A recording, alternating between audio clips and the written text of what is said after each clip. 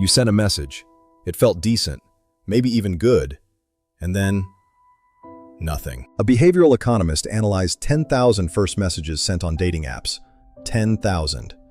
The results were unexpected. The openers that got replies weren't witty or funny. They followed a specific structure rooted in behavioral science. If you've ever matched with someone interesting and watched it go nowhere, this explains exactly why and what to do instead. This isn't dating advice. This is science applied to the one moment that determines everything. Curiosity plus clarity. Here's what the data actually showed. Researchers looked at reply rates across thousands of conversations. Different openers, different tones, different lengths. And they ran the numbers. Most people assume the openers that work are the ones that sound the most interesting, the most confident, or the funniest. That's the common belief. That's also wrong. So if humor doesn't drive replies, and confidence doesn't drive replies, what does? What's the actual variable that separates a message that gets a response from one that gets ignored? The answer isn't what you're saying, it's the structure behind it. And that's the part no one is talking about. The messages with the highest reply rates shared two things. They created a specific type of curiosity, not vague, not generic, and they made the reply feel almost effortless. The person on the other end didn't have to think hard about whether or how to respond. The message made the next move obvious. This isn't about being more interesting. It's about removing friction. Ghosting isn't personal. It's a friction problem. So what is this structure exactly? Let's break it down, because it has two parts and both of them matter. The first part is curiosity. Not generic curiosity, specific curiosity. There's a difference. A generic opener says, "Hey, how's your week going?" That's a question, but it doesn't create curiosity. It creates work. The other person has to generate an entire response from nothing. A curiosity-based opener does something different. It references something specific, something in their profile, something that shows you actually looked, and it opens a question that has a real answer, one they actually want to give. But here's where most people stop. They create curiosity and then leave the message vague, and vague messages stall every time. Compare these two. "You seem fun, what do you do for work?" versus, "I saw you mentioned hiking the Dolomites. Did that actually live up to the photos, or is it one of those places that's better in pictures?"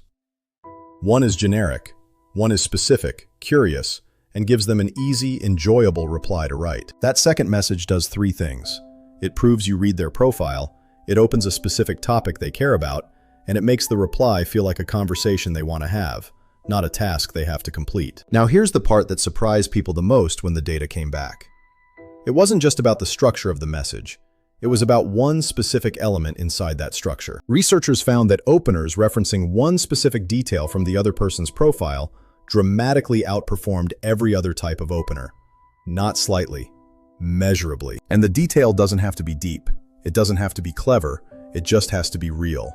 It has to prove you looked. Think about what it feels like to receive a message that references something you actually wrote, something you put there intentionally.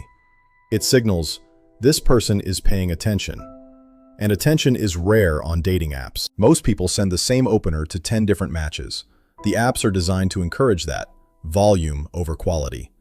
But that approach is exactly what's killing your reply rate. One specific detail turns your opener from noise into signal. It makes you the exception, not the rule. And on an app full of generic messages, being the exception is enough. Before you send your next opener, spend 45 seconds on their profile. Find one thing that's genuinely specific to them. Build your message around that one thing. That's it. That's the change. So let's put this together into something you can actually use. Not tomorrow, tonight. The structure is simple. 3 components. Every opener that gets replies has all 3. The problem isn't that this is complicated. The problem is that no one has laid it out this clearly before. Most dating advice gives you lines. This gives you the logic behind the lines, which means you can build your own, every time, for any profile. Component 1, the specific reference. One detail from their profile proves you looked, immediately separates you from 90% of openers they receive today. Component 2, the curiosity question. Not, how's your week? A question that has a real, specific answer they'll actually enjoy giving. Something that opens a topic, not just a conversation. Component 3, the low-friction reply path. Your message should make the reply feel easy, not a test, not an interview, a door that swings open. Let's say their profile mentions they're training for their first marathon. Your opener. First marathon. Respect. Are you in the I love this phase yet or still in the what did I sign up for phase? Specific reference. Curiosity question. 2 easy options to reply to.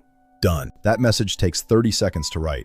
It references something real, it opens a topic they care about, and it gives them 2 easy, fun options to respond with, which removes the friction entirely. 10,000 messages. 1 clear pattern. Specific reference plus curiosity question plus low-friction reply path. That's the structure. Use it tonight. The apps aren't going to teach you this. They profit from you staying in the swipe loop. This is the outside system that breaks it. Now, getting the reply is step 1, but here's what most people don't realize. Getting a reply and getting a confirmed date are 2 completely different problems, and the gap between them is where most conversations die.